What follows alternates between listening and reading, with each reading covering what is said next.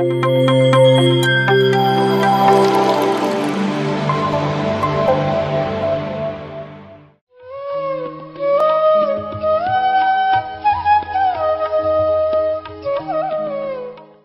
ನಮಸ್ಕಾರ. ಬ್ರಹ್ಮಶ್ರೀ ಪಿತಾಮಹ ಸುಭಾಷ್ ಪತ್ರಿಜಿ ಗುರುಗಳ ಪಾದ ಪದ್ಮಗಳಿಗೆ ನಮಸ್ಕರಿಸುತ್ತಾ, ಸ್ವರ್ಣಮಾಲಾ ಪತ್ರಿ ಮೇಡಮ್ ಅವರಿಗೆ ನಮಸ್ಕರಿಸುತ್ತಾ, PMC ಕನ್ನಡದಿಂದ ಅದ್ಭುತವಾದಂತಹ ಕಾರ್ಯಕ್ರಮಗಳು ನಡ್ಕೊಂಡು ಬರ್ತಾ ಇದ್ದು. ಸೊ ಈ ದಿನ ಈ ಒಂದು ಸ್ವಯಂ ಪರಿವರ್ತನೆ ಒಂದು ಶೀರ್ಷಿಕೆ ಅಡಿಯಲ್ಲಿ ಸ್ವಯಂ ಸಂಯಮದ ಪರೀಕ್ಷೆ ಅಂತಕ್ಕಂಥ ಒಂದು ಟೈಟಲ್ ಮೇಲೆ, ಶೀರ್ಷಿಕೆ ಮೇಲೆ ಇವತ್ತು ನನ್ನ ಒಂದೆರಡು ಅನುಭವಗಳನ್ನ ಹಂಚ್ಕೊಳ್ಳೋದಕ್ಕೆ ನಾನು ನಿಮ್ಮ ಮುಂದೆ ಬಂದಿದ್ದೀನಿ. ಮೊಟ್ಟ ಮೊದಲದಾಗಿ ನನ್ನನ್ನ ಸ್ವಲ್ಪ ನಾನು ಪರಿಚಯ ಮಾಡ್ಕೊಳ್ತಾ, ನನ್ನ ಹೆಸರು ಗೌರೀಶ್ ಅಂತ ಹೇಳಿ. ನಾನು ಚಿತ್ರದುರ್ಗ ಜಿಲ್ಲೆ ಹಿರಿಯೂರು ತಾಲೂಕಿನಲ್ಲಿ ಸರ್ಕಾರಿ ಪ್ರೌಢಶಾಲೆಯಲ್ಲಿ ಗೌಡನಹಳ್ಳಿ ಅಂತ ಹೇಳಿ ಇಲ್ಲಿ ಗಣಿತ ಶಿಕ್ಷಕನಾಗಿ ಸುಮಾರು 20 ವರ್ಷದಿಂದ ನಾನು ಸೇವೆಯನ್ನು ಸಲ್ಲಿಸ್ತಾ ಇದ್ದೀನಿ. ಸೊ ಈಗ ಈ ಧ್ಯಾನಕ್ಕೆ ಬಂದಿದ್ದು 2001ರಲ್ಲಿ ಪತ್ರಿಜಿ ಗುರುಗಳ ಮುಖಾಂತರ ನೇರವಾಗಿ ಒಂದು ನಾನು ಧ್ಯಾನಕ್ಕೆ ಪರಿಚಯನಾದೆ. ಸೊ ಅಂದಿನಿಂದ ಇಂದಿನವರೆಗೆ ನಿರಂತರವಾಗಿ ಧ್ಯಾನವನ್ನು ಮಾಡ್ಕೊಳ್ತಾ, ಧ್ಯಾನ ಪ್ರಚಾರವನ್ನು ಮಾಡ್ತಾ, ಪತ್ರಿಜಿ ಅವರ ಒಂದು ಸಂಕಲ್ಪ ಏನು, ಧ್ಯಾನ ಜಗತ್, ಪಿರಮಿಡ್ ಜಗತ್, ಶಾಕಾಹಾರ ಜಗತ್, ಅವರ ಸಂಕಲ್ಪದಡಿಯಲ್ಲಿ ಒಂದು ಸೇವೆ ಮಾಡ್ತಕ್ಕಂಥ ಒಂದು ಕೆಲಸ ಮಾಡ್ತಕ್ಕಂಥ ಸೊ ನಮ್ಮನ್ನ ನಾವು ಕಲಿತಕ್ಕಂಥ ಮತ್ತು ತಿಳ್ಕೊಳ್ತಕ್ಕಂಥ ಒಂದು ಪ್ರಯತ್ನದಲ್ಲಿ ಸೊ ನಿರಂತರವಾಗಿ ಆ ಒಂದು ಸಾಧನ ಮಾರ್ಗದಲ್ಲಿ ಮುನ್ನಡೀತಾ ಬರ್ತಾ ಇದ್ದೀವಿ. ಸೊ ಈ ದಿನ ಒಂದು ವಿಶೇಷವಾಗಿ ಒಂದು ಟಾಪಿಕ್ ಅನ್ನ ನನಗೆ PMC ಕನ್ನಡದಿಂದ ನೀಡಿರ್ತಕ್ಕಂಥದ್ದು ಒಂದು ಸಂಯಮದ ಪರೀಕ್ಷೆ ಅಂತೇಳಿ. ಸಾಮಾನ್ಯವಾಗಿ ಈ ಪದವನ್ನ ನಾವು ನಮ್ಮ ನಿತ್ಯ ಜೀವನದಲ್ಲಿ ಬಹಳಷ್ಟು ಸಂದರ್ಭಗಳಲ್ಲಿ, ಸನ್ನಿವೇಶಗಳಲ್ಲಿ ಈ ಪದವನ್ನ ನಾವು ಬಳಸ್ತಾ ಇರ್ತೀವಿ. ಸಂಯಮ ಅಂತಕ್ಕಂಥದ್ದು ಸಾಮಾನ್ಯವಾಗಿ ಸಂಯಮ ಅಂದ ತಕ್ಷಣ ನಮಗೆ ಬರುವಂತಹದ್ದು, ಅದಕ್ಕೆ ಸಮಾನಾರ್ಥಕವಾಗಿ ಬೇರೆ ಬೇರೆ ಪದಗಳನ್ನ ನಾವು ನೋಡೋದಾದ್ರೆ ಸೊ ಒಂದು ತಾಳ್ಮೆ ಅಂತಕ್ಕಂಥ ಒಂದು ಪದ ನಮ್ಗೆ ಬರ್ತಾ ಹೋಗ್ತಿರುತ್ತೆ, ಸಹನೆ ಅಂತಕ್ಕಂಥದ್ದು ಬರುತ್ತೆ, ಸೊ ಅಥವಾ ನಮ್ಮನ್ನ ನಾವು ನಿಯಂತ್ರಿಸ್ಕೊಳ್ತಕ್ಕಂಥದ್ದು ಅಂತಕ್ಕಂಥದ್ದು ಬರುತ್ತೆ. ಸೊ ಇನ್ನು ಬೇರೆ ಬೇರೆ ಅರ್ಥಗಳಲ್ಲಿ ನಾವು ಅದನ್ನ ಅರ್ಥೈಸ್ತಾ ಹೋಗ್ಬೋದು. ಒಟ್ಟಾರೆಯಾಗಿ ಏನಂದ್ರೆ ಒಂದು ನಮ್ಮನ್ನು ನಾವು ನಿಯಂತ್ರಿಸ್ಕೊಳ್ತಕ್ಕಂಥದ್ದು ಅಥವಾ ತಾಳ್ಮೆಯಿಂದ ಇರತಕ್ಕಂಥದ್ದು, ಸಹನೆಯಿಂದ ಇರತಕ್ಕಂಥದ್ದು ಅಂತಕ್ಕಂಥದ್ದನ್ನ ಹೇಳ್ತಾ ಹೋಗ್ಬೋದು. ಸೊ ಜೀವನದಲ್ಲಿ ನಮ್ಮ ಪ್ರತಿ ಸಂದರ್ಭದಲ್ಲೂ ಸಹ ಸಂಯಮ ಅಂತಕ್ಕಂಥದ್ದು ಪ್ರತಿಯೊಬ್ಬರಿಗೂ ಅದು ನಮಗೆ ಬೇಕೇ ಬೇಕಾಗಿರ್ತಕ್ಕಂಥದ್ದು. ಯಾಕಂದ್ರೆ ಎಲ್ಲರಿಗೂ ಕೆಲವೊಂದು ಸಮಯ, ಸಂದರ್ಭಗಳು, ಸನ್ನಿವೇಶಗಳು ಎದುರಾಗ್ತಾ ಇರ್ತವೆ. ಆ ಸಮಯದಲ್ಲಿ ಈ ಸಂಯಮ ಅಂತಕ್ಕಂಥದ್ದು ನಾವು ಕಾಪಾಡ್ಕೊಳ್ತಕ್ಕಂಥದ್ದು ಬಹಳ ಮುಖ್ಯ ಆಗಿರುತ್ತೆ. ಸೊ ಅದರಲ್ಲಿ ನಾನು ಒಬ್ಬ ಶಿಕ್ಷಕನಾಗಿ ಕರ್ತವ್ಯ ನಿರ್ವಹಿಸ್ತಾ ಇರೋದ್ರಿಂದ ನಾವು ಶಿಕ್ಷಕರಾಗಿರ್ತಕ್ಕಂಥವ್ರು ನಮ್ಮ ಒಂದು ಬೋಧನೆಯಲ್ಲಿ ಆಗಿರ್ಬೋದು, ಮಕ್ಕಳನ್ನ ಕಲಿಸುವ ಒಂದು ಕಲಿಕೆಯ ಪ್ರಕ್ರಿಯೆಯಲ್ಲಿ ಆಗಿರ್ಬೋದು, ಸೊ ಇಲ್ಲಿ ನಾವು ಸಂಯಮ ಅಂತಕ್ಕಂಥದ್ದು ಬಹಳಷ್ಟು ಕಾಪಾಡ್ಕೊಳ್ತಕ್ಕಂಥದ್ದು ಇದು ನಮಗೆ ಬಹಳ ವರದಾನ ಆಗಿರುತ್ತೆ. ಯಾಕಂದ್ರೆ ಮೊದಲು ನಾವೆಲ್ಲ ನೋಡಿದ್ವಿ, ಮೊದಲಿದ್ದಂತಹ ಒಂದು ಶಿಕ್ಷಣ ಪದ್ಧತಿಗೂ ಈಗಿರ್ತಕ್ಕಂಥ ಒಂದು ಶಿಕ್ಷಣ ಪದ್ಧತಿಗೂ ಬಹಳಷ್ಟು ವ್ಯತ್ಯಾಸ ಇದೆ. ಸೊ ಮೊದಲೆಲ್ಲ ಗುರುಕುಲದಲ್ಲಿ ಅಲ್ಲಿ ಎಲ್ಲಿ ಗುರು ಇರ್ತಾರೋ ಅಲ್ಲಿಗೆ ಮಕ್ಕಳನ್ನ ಕಳಿಸ್ಬಿಟ್ಟು ಅಲ್ಲಿ ವಿದ್ಯಾಭ್ಯಾಸವನ್ನ ಅಲ್ಲಿ ಪಡ್ಕೊಳ್ತಾ ಇದ್ರು. ಸೊ ಅಲ್ಲಿ ಒಂದು ಶಿಕ್ಷೆ ಇರ್ತಾ ಇತ್ತು, ಆ ಶಿಕ್ಷೆಯ ಮುಖಾಂತರ ಶಿಕ್ಷಣ ಇರ್ತಾ ಇತ್ತು, ಶಿಸ್ತು ಇರ್ತಾ ಇತ್ತು, ಸೊ ಅದಕ್ಕೆಲ್ಲ ಒಂದು ಪದ್ಧತಿ ಇರ್ತಾ ಇತ್ತು. ಆದ್ರೆ ಕಾಲಕ್ರಮೇಣವಾಗಿ ಬದಲಾವಣೆ ಆಗ್ತಾ ಆಗ್ತಾ ಸೊ ಇವತ್ತು ಒಂದು ಶಿಕ್ಷಣ ಪದ್ಧತಿಯನ್ನ ನಾವು ನೋಡೋದಾದ್ರೆ ಸೊ ಅದಕ್ಕೆ ತದ್ವಿರುದ್ಧವಾಗಿ ಇವತ್ತು ಇರುವಂತಹದ್ದು ನಾವು ನೋಡ್ತಾ ಇದ್ವಿ. ಸೊ ಆಗೆಲ್ಲ ಶಿಕ್ಷಕ ಕೇಂದ್ರಿತವಾಗಿತ್ತು, ಗುರು ಕೇಂದ್ರಿತವಾಗಿತ್ತು. ಸೊ ಈಗ ಬಂದು ಶಿಕ್ಷಣ ಬಂದು ಮಗು ಕೇಂದ್ರಿತವಾಗಿರ್ತಕ್ಕಂಥದ್ದು. ಸೊ ಅಂದ್ರೆ ಮಕ್ಕಳ ಮನಸ್ಸನ್ನ ಅರಿತು ಆ ಒಂದು ಮನೋಶಾಸ್ತ್ರಜ್ಞರಾಗ್ಬೇಕು ನಾವಿಲ್ಲಿ. ಸೊ ಮನೋಶಾಸ್ತ್ರಜ್ಞ, ಸೈಕಾಲಜಿಸ್ಟ್ ಹಾಗೇನೆ ಇಲ್ಲಿ ನಾವು ಕೆಲಸವನ್ನು ಮಾಡಬೇಕಾಗುತ್ತೆ. ಅಂದ್ರೆ ಮಗುವಿನ ಮನಸ್ಸನ್ನ ಅರಿತು ಆ ಮಗುವಿನ ಮನಸ್ಸಿನ ಸ್ಥಿತಿಗೆ ನಾವು ಇಳಿದು ಅಲ್ಲಿ ನಾವು ಬೋಧನೆ ಮತ್ತು ಕಲಿಕೆಯನ್ನ ಅಲ್ಲಿ ಮಾಡ್ಬೇಕಾಗುತ್ತೆ. ಸೊ ಈ ಸಂದರ್ಭದಲ್ಲಿ ಶಿಕ್ಷಕರಾಗಿರ್ತಕ್ಕಂಥ ನಮಗೆ ಈ ಒಂದು ಸಂಯಮ ಅಂತಕ್ಕಂಥದ್ದು ಒಂದು ಬಹಳ ದೊಡ್ಡ ಸವಾಲಾಗಿರುತ್ತೆ ನಮ್ಗೆ. ಸೊ ಅಲ್ಲಿ ನಾವು ಸ್ವಲ್ಪ ಸಂಯಮವನ್ನು ತಪ್ಪಿದೀವಿ ಅಂದ್ರೆ ಸೊ ಅದು ಬೇರೆ ಬೇರೆ ರೀತಿಯಾದಂತಹ ಅಡ್ಡ ಪರಿಣಾಮಗಳು ಸಹ ಅಲ್ಲಿ ಉಂಟಾಗ್ತಾ ಹೋಗ್ತವೆ. ಎಷ್ಟೋ ಸಂದರ್ಭದಲ್ಲಿ ನಾವು ನೋಡಿರ್ತೀವಿ ಸಂಯಮದಿಂದ. ಯಾಕಂದ್ರೆ ಇವತ್ತಿನ ಒಂದು ಶಿಕ್ಷಣ ಪದ್ಧತಿಯಲ್ಲಿ ಇವತ್ತು ನಾವು ಪೋಷಕರು ಬದಲಾವಣೆ ಆಗಿದ್ದಾರೆ, ಸೊ ಮಕ್ಕಳು ಬದಲಾವಣೆ ಆಗಿದ್ದಾರೆ, ಮತ್ತೆ ಶಿಕ್ಷಣ ಪದ್ಧತಿನೂ ಸಹ ಬದಲಾವಣೆ ಆಗಿದೆ. ಸೊ ಅದಕ್ಕೆ ತಕ್ಕನಂಗೆ ನಾವು ಅಲ್ಲಿ ಕಾರ್ಯನಿರ್ವಹಿಸ್ಬೇಕಾಗುತ್ತೆ. ಕೆಲವೊಂದು ಸಮಯ ಸಂದರ್ಭದಲ್ಲಿ ಬಂದಾಗ ಅಲ್ಲಿ ನಾವು ಸಂಯಮ ತಪ್ಪುವಂತಹ ಒಂದು ಸನ್ನಿವೇಶಗಳು, ಸಂದರ್ಭಗಳು ಸಹ ಎದುರಾಗ್ತಾ ಇರ್ತವೆ. ನಾವು ಶಿಕ್ಷೆ ನೀಡಬಾರದು ಅಂತೇಳಿ ಇರುತ್ತೆ, ಆದ್ರೆ ಅನಿವಾರ್ಯವಾಗಿ ಅಲ್ಲಿ ಶಿಕ್ಷೆಯನ್ನು ಕೊಡ್ಲೇಬೇಕಾದಂತ ಒಂದು ಪರಿಸ್ಥಿತಿಗಳು ಬರ್ತವೆ. ಸೊ ಬಂದಾಗ ಅಲ್ಲಿ ಏನಾಗುತ್ತೆ, ಕೆಲವೊಂದ್ಸರಿ ಅದರ ಒಂದು ಪರಿಣಾಮಗಳ ಬೇರೆ ಬೇರೆ ತರ ಇರ್ತವೆ. ಹಾಗಾಗಿ ಆ ಸಮಯದಲ್ಲಿ ನಾವು ಹೆಚ್ಚು ಸಂಯಮವನ್ನ ಕಾಪಾಡಿಕೊಂಡು, ಸೊ ಅದನ್ನ ಆ ಸನ್ನಿವೇಶ ಸಂದರ್ಭವನ್ನ ನಾವು ಹೇಗೆ ಹ್ಯಾಂಡಲ್ ಮಾಡಬೇಕು ಅದನ್ನ ಆತರ ಮಾಡಿ, ಸೊ ಆ ಒಂದು ಸಿಚುಯೇಷನ್ ಇಂದ ನಾವು ಹೊರಗಡೆ ತರಬೇಕಾಗಿರ್ತಕ್ಕಂಥ ಪರಿಸ್ಥಿತಿಗಳು ಬರ್ತವೆ. ಹಾಗಾಗಿ ಈ ಸಂಯಮ ಅಂತಕ್ಕಂಥದ್ದು ಶಿಕ್ಷಕರಿಗೆ ಒಂದು ವರದಾನವಾಗಿರ್ತಕ್ಕಂಥದ್ದು. ಅವರು ಯಾವಾಗ್ಲೂ ಈ ಸಂಯಮವನ್ನು ಕಾಪಾಡ್ಕೊಂಡ್ರೆ ಮಾತ್ರ ಸೊ ಅವರು ಈ ಒಂದು ಶಿಕ್ಷಣವನ್ನ ನೀಡಲಿಕ್ಕೆ ಸಾಧ್ಯ ಆಗುತ್ತೆ ಅಂತ ಹೇಳಿ ಹೇಳ್ತಾ ಹೋಗ್ಬೋದು. ಸೊ ಪ್ರತಿ ಸಂದರ್ಭದಲ್ಲೂ ಪ್ರತಿ ಮನೆಯಲ್ಲೂ ಅಷ್ಟೇ, ಆ ಒಂದು ಪೋಷಕರು ಮಕ್ಕಳು ಆಗಿರ್ಬೋದು, ಅಥವಾ ತಾಯಿ ಮಗು ಆಗಿರ್ಬೋದು, ಅಥವಾ ತಂದೆ ಮಕ್ಕಳಾಗಿರ್ಬೋದು. ಸೊ ಅಲ್ಲಿ ಏನೋ ಒಂದು ಸಂದರ್ಭಗಳು ಸನ್ನಿವೇಶಗಳು ಬರ್ತಾ ಇರ್ತವೆ. ಸೊ ಮಕ್ಕಳು ಏನೋ ಕೇಳಿರ್ತಾರೆ. ಸೊ ಅದಕ್ಕೆ ತಂದೆ ತಾಯಿಗಳು ಅದಕ್ಕೆ ಏನ್ ಕೊಡಿಸ್ಬೇಕು ಅದಕ್ಕೆ ಆ ಕೊಡಿಸಿದ್ರೆ ಆ ಮಗುವಿಗೆ ಸಂತೋಷ ಆಗುತ್ತೆ, ಖುಷಿ ಆಗಿರುತ್ತೆ. ಸೊ ಅದನ್ನ ಕೊಡಿಸದೇ ಇದ್ದಾಗ ಅವನು ಬೇಡವಾಗಿರ್ತಕ್ಕಂಥದ್ದು, ಅದು ಅನಾವಶ್ಯಕವಾಗಿರ್ತಕ್ಕಂಥದ್ದು ಕೇಳಿದಾಗ ತಂದೆ ತಾಯಿಗಳು ಸಿಟ್ಟು ಬರುತ್ತೆ. ಸೊ ಅವ್ರ ಸಿಟ್ಟಿನಲ್ಲಿ ಅವ್ರನ್ನ ಬೈದಾಗ ಸೊ ಮಕ್ಕಳು ಸಹ ಅಲ್ಲಿ ಏನಾಗ್ತಾರೆ, ಅವರು ಸಹ ಸಂಯಮವನ್ನ ಕಳ್ಕೊಂತಾರೆ. ಈ ಕಡೆಗೆ ಪೋಷಕರು ಸಹ ಸಂಯಮವನ್ನ ಕಳ್ಕೊಳ್ತಾ ಹೋಗ್ತಾರೆ. ಅಲ್ಲಿ ಸಂಯಮವನ್ನ ಇಬ್ರು ಕಳ್ಕೊಂಡಾಗ ಏನಾಗುತ್ತೆ ಅಂದ್ರೆ ಅದು ಬೇರೆ ರೀತಿಯಲ್ಲಿ ಅಲ್ಲಿ ಅಡ್ಡ ಪರಿಣಾಮಗಳು ಉಂಟಾಗ್ತಾ ಹೋಗ್ತವೆ. ಅಲ್ಲಿ ಮಗುವಿನ ಮೇಲ್ಮೇ ಅಲ್ಲಿ ಕೆಟ್ಟ ಪರಿಣಾಮ ಬೀರ್ತಾ ಹೋಗ್ಬೋದು, ಅಥವಾ ಪೋಷಕರಿಗೂ ಸಹ ಮನಸ್ಸಿಗೆ ಉಂಟಾಗ್ತಾ ಹೋಗ್ಬೋದು. ಸೊ ಒಂದು ರೀತಿಯಲ್ಲಿ ಈ ರೀತಿಯಲ್ಲಿ ಒಂದು ನಾವು ಯಾರು ಸಂಯಮವನ್ನ ಅಲ್ಲಿ ಕಳ್ಕೊಂತ ಹೋಗ್ತೀವೋ ಅಲ್ಲಿ ಏನಾಗುತ್ತೆ, ಅಲ್ಲಿ ನೋವು ಉಂಟಾಗುತ್ತೆ, ದುಃಖ ಉಂಟಾಗುತ್ತೆ. ಸೊ ಇವೆಲ್ಲ ಪರಿಣಾಮಗಳನ್ನ ನಾವು ಮತ್ತೆ ಎದುರಿಸ್ಬೇಕಾಗ್ತಾ ಹೋಗುತ್ತೆ.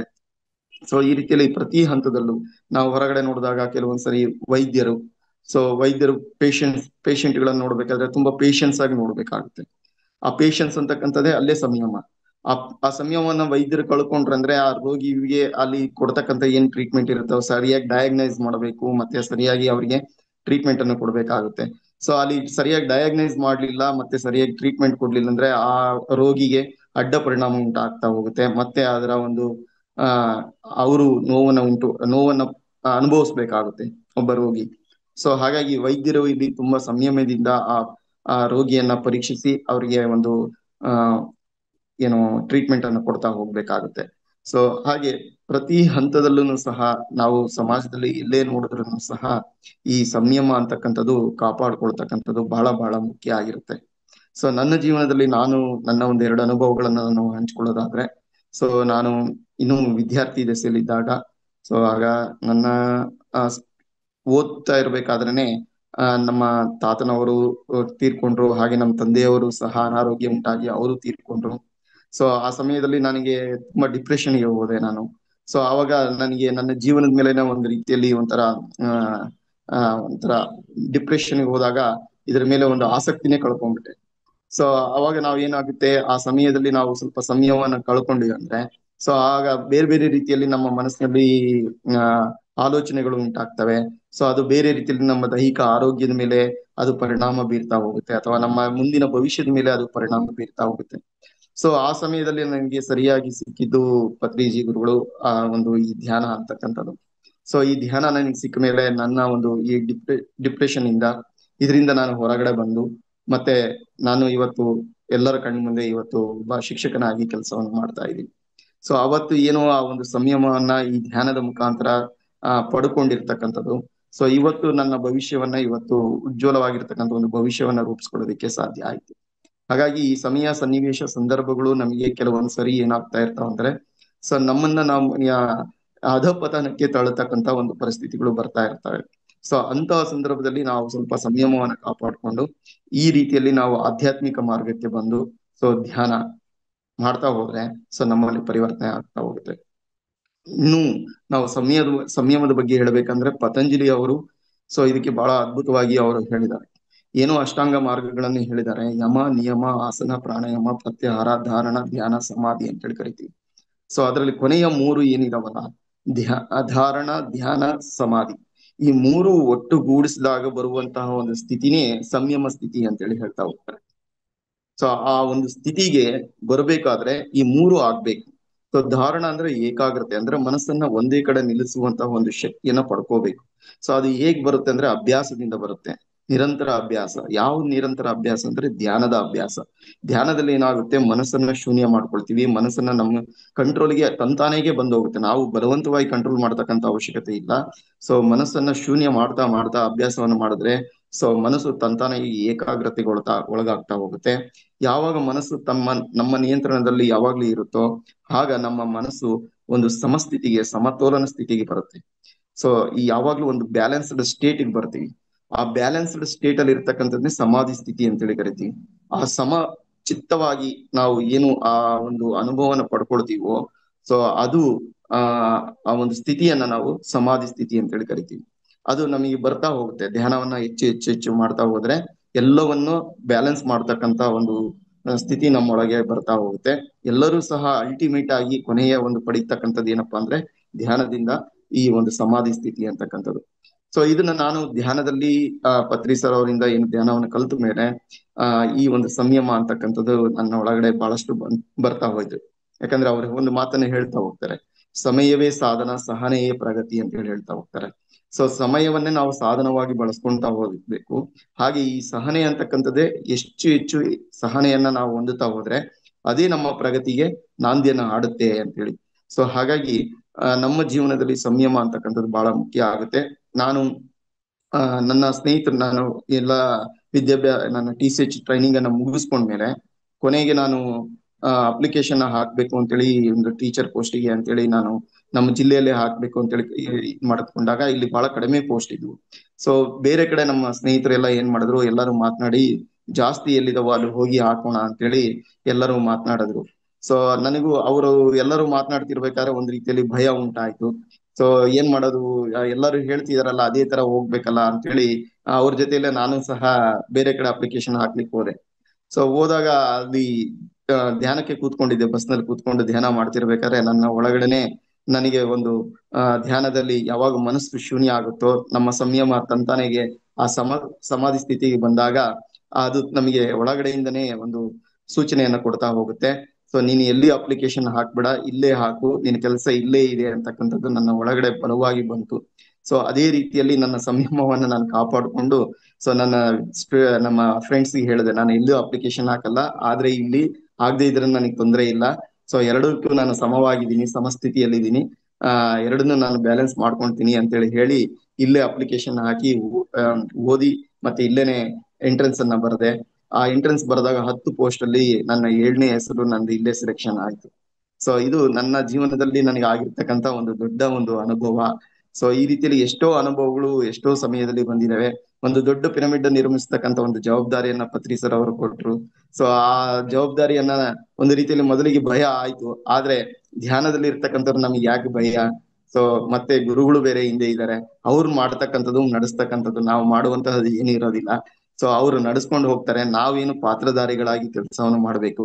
ಸೊ ಆ ನಿಟ್ಟಿನಲ್ಲಿ ಆ ಸಂಯಮವನ್ನ ಕಾಪಾಡ್ಕೊಂಡಿದ್ರಿಂದ ಸೊ ಇವತ್ತು ಒಂದು ದೊಡ್ಡ ಪಿರಮಿಡ್ ನಿರ್ಮಾಣ ಮಾಡ್ತಕ್ಕಂಥ ಒಂದು ಶಕ್ತಿ ಅದು ನನ್ನ ಒಳಗಡೆ ಇತ್ತು, ಅದು ಹೊರಗಡೆ ಬಂತು ಅಂತಕ್ಕಂಥದ್ದು ಈಗ ನನಗೆ ಅದು ಅನಿಸ್ತಾ ಇರ್ತಕ್ಕಂಥದ್ದು. ಹಾಗೆ ನಾನು ಪತ್ರಿ ಸರ್ ಅವ್ರನ್ನು ಎಷ್ಟೋ ಸಂದರ್ಭದಲ್ಲಿ ನೋಡಿದ್ದೀನಿ. ಒಂದು ದೊಡ್ಡ ಧ್ಯಾನ ಮಹಾಚಕ್ರ ಹೈದರಾಬಾದ್ ಅಲ್ಲಿ ನಡೀತಾ ಇದ್ರೆ ಒಂದು ಸರಿ ಅಲ್ಲಿ ಏನಾಯ್ತು ಅಂದ್ರೆ ಆ ಅಲ್ಲಿ ಬಂದಂತವರಿಗೆ ಸರಿಯಾದ ವಸತಿ ವ್ಯವಸ್ಥೆ ಮತ್ತೆ ಅದು ಸರಿಯಾಗಿ ಅಲ್ಲಿ ಇರ್ತಕ್ಕಂಥ ಟ್ರಸ್ಟ್ನವರು ಮಾಡಿರ್ಲಿಲ್ಲ. ನಾನು ನೆಕ್ಸ್ಟ್ ಡೇ ಬೆಳಿಗ್ಗೆ ಪತ್ರಿ ಸರ್ ಅವರು ಅಲ್ಲಿ ಧ್ಯಾನ ಮುಗಿದ ಮೇಲೆ ನಾನು ಈ ಪಿರಮಿಡ್ ಬಗ್ಗೆ ಅವ್ರ ಹತ್ರ ಮಾತನಾಡಕ್ ಹೋದಾಗ ನನ್ನ ಕಾರಲ್ಲಿ ಹತ್ಸ್ಕೊಂಡ್ರು. ಅವರು ಕಾರಲ್ಲಿ ಹತ್ತು ಅಂತೇಳಿ ಅಂದ್ರು. ಕೆಳಗಡೆ ಹಿಂದ್ಗಡೆ ನಾನು ಕಾರಲ್ಲಿ ಹತ್ಕೊಂಡೆ. ಅಷ್ಟು ದೂರ ಹೋದ್ಮೇಲೆ ಕಾರ್ ನಿಲ್ಸಿದ್ರು. ಒಬ್ಬ ಟ್ರಸ್ಟ್ ಮೆಂಬರ್ 2-3 ಎದುರಿಗೆ ಬಂದ್ರು. ಅವ್ರಿಗೆ ಹೇಳಿದ್ರು, ನೋಡ್ರಿ ನೀವು ಸ್ವಲ್ಪ ಕರೆಕ್ಟ್ ಬಂದಿರ್ತಕ್ಕಂಥವ್ರಿಗೆಲ್ಲ ವಸತಿ ವ್ಯವಸ್ಥೆಯನ್ನ, ಊಟದ ವ್ಯವಸ್ಥೆನ ಎಲ್ಲ ಚೆನ್ನಾಗಿ ಮಾಡ್ಬೇಕು. ಸೊ ಈ ತರ ಏನು ತೊಂದರೆ ಆಗ್ಬಾರ್ದು ಅಂತೇಳಿ ಹೇಳಿದ್ರು. ಅವ್ರು ಅಷ್ಟೊಂದು ಆಸಕ್ತಿ ತೋರಿಸ್ಲಿಲ್ಲ. ಅವಾಗ ಪತ್ರಿ ಸರ್ ಏನ್ ಹೇಳಿದ್ರು, ಅವರಿಗೆ ಕೈ ಮುಗಿದು, ನೋಡಪ್ಪ ಇದು ಪ್ರತಿಯೊಬ್ಬರಿಗೂ ನಾನು ನಿಮ್ ಕಾಲಿಗೆ ಬೇಕಾದ್ರೆ ಬೀಳ್ತೀನಿ. ಸೊ ನೀವು ಇದನ್ನೆಲ್ಲವನ್ನು ಕೆಲಸ ಕಾರ್ಯಗಳನ್ನ ತುಂಬಾ ಅಚ್ಚುಕಟ್ಟಾಗಿ ಮಾಡ್ಬೇಕು ಅಂತ ಹೇಳಿದ್ರು. ಅಂದ್ರೆ ಅವ್ರಿಗೆ ಎಷ್ಟು ಡೌನ್ ಟು ಅರ್ಥ ಆದ್ರು ಅಂದ್ರೆ, ಸೊ ಹಾಗೆ ನಾವು ಪ್ರತಿ ಹಂತದಲ್ಲಿ, ಸಮಯದಲ್ಲಿ, ಸನ್ನಿವೇಶಗಳಲ್ಲಿ ಡೌನ್ ಟು ಅರ್ಥ ಆಗ್ಬೇಕು. ನಾವು ಆದಾಗ್ಲೇ ನಮ್ಮ ಸಂಯಮವನ್ನ ನಾವು ಕಾಪಾಡಿಕೊಂಡು ನಾವು ನಮ್ಮ ಜೀವನದಲ್ಲಿ ಒಂದು ಉತ್ತಮವಾದಂತಹ ವ್ಯಕ್ತಿಗಳಾಗಿ ರೂಪುಗೊಳ್ಳೋದಕ್ಕೆ ಸಾಧ್ಯ ಆಗುತ್ತೆ, ಉತ್ತಮವಾದ ಭವಿಷ್ಯವನ್ನು ರೂಪಿಸ್ಕೊಳ್ಳೋದಕ್ಕೆ ಸಾಧ್ಯ ಆಗುತ್ತೆ. ಸೊ ಆ ನಿಟ್ಟಿನಲ್ಲಿ ಪ್ರತಿಯೊಬ್ಬರಿಗೂ ಪ್ರತಿಯೊಂದು ಸಂದರ್ಭದಲ್ಲಿ, ಸಿಚುಯೇಷನ್ ಅಲ್ಲಿ ಈ ಸಂಯಮ ಅಂತಕ್ಕಂಥದ್ದು ಕಾಪಾಡ್ಕೊಳ್ತಕ್ಕಂಥದ್ದು ಅವರಿಗೆ ಒಂದು ದೊಡ್ಡ ಸವಾಲಾಗಿರುತ್ತೆ, ಒಂದು ದೊಡ್ಡ ಪರೀಕ್ಷೆ ಆಗಿ ಬರುತ್ತೆ. ಈ ಪರೀಕ್ಷೆಯನ್ನ ಬಹಳ ಸಂಯಮದಿಂದನೇ ಎದುರಿಸ್ಬೇಕಾಗುತ್ತೆ. ನಾವು ಆ ಸಂಯಮದಿಂದನೇ ಎದುರಿಸಿದಾಗ ಆ ಸಂಯಮದಿಂದನೇ ನಾವು ಪಾರಾಗಿ ಆ ಸಮಸ್ಯೆಯಿಂದ ಹೊರಗೆ ಬರ್ಲಿಕ್ಕೆ ಸಾಧ್ಯ ಆಗುತ್ತೆ.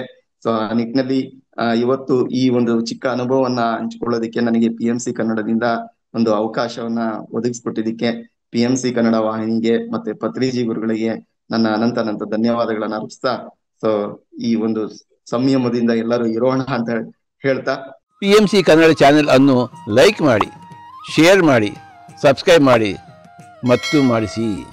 ಎಲ್ಲರಿಗೂ ಧನ್ಯವಾದಗಳು.